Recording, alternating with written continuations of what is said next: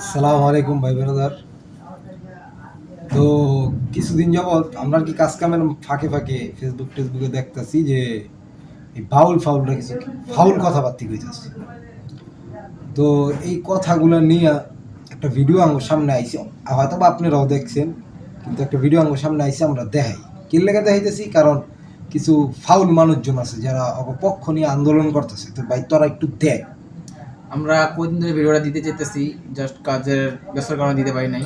তো একটু ভিডিওটা দেখবেন। সূরা নাস নিয়ে এক বাউলে মানে অনেক কিছু বলছে। তো আপনারা একটু ভিডিওটা দেখেন সবাই। সূরা নাসের মধ্যে এত নাচ কেন?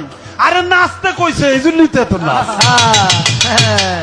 কুল আউযু বিরাব্বিন নাস, মালিকিনুন নাস, ইলাহিনুন নাস, হ্যাঁ, মিন শাররিল ওয়াসওয়াসিল খান্নাস, আল্লাযী ফি সুদুরিন নাস, মিনাল জিন্নাতি ওয়ান নাস।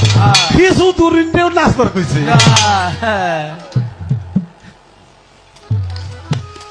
বাবা একবার চিন্তা করে দেখেন ভাই, কত বড় নাস্তিক হলে ভাই সূরা নাস নিয়ে ভাই এই ধরনের কথা বলতে পারে।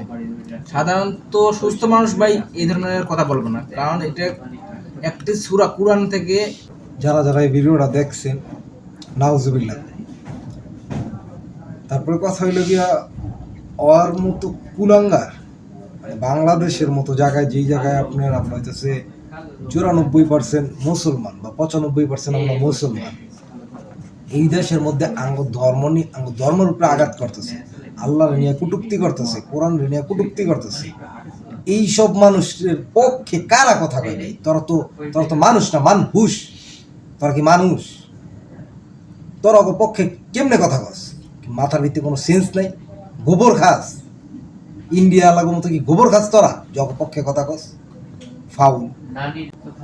একটা জিনিস মনে রাখবেন, যদি একটা মুসলমান যে এক উক্ত নামাজ নাও পড়ে, হ্যাঁ, যদি এই সব যদি কথাগুলো যদি শুনে, মাথা খারাপ হয়ে যাবে। একটা কথা মনে রাখবেন যে ইলমুদ্দিনের মতো ছেলে বাংলার ঘরে ঘরে আছে, মইরা যায় নাই। একজন ইলমুদ্দিন শহীদ হয়েছে, আর 1000 জন দাঁড়ায় আছে। আল্লাহ নিয়ে কোরআন নিয়ে কোনো কথা কইবেন, খুব খারাপ হয়ে যাবে।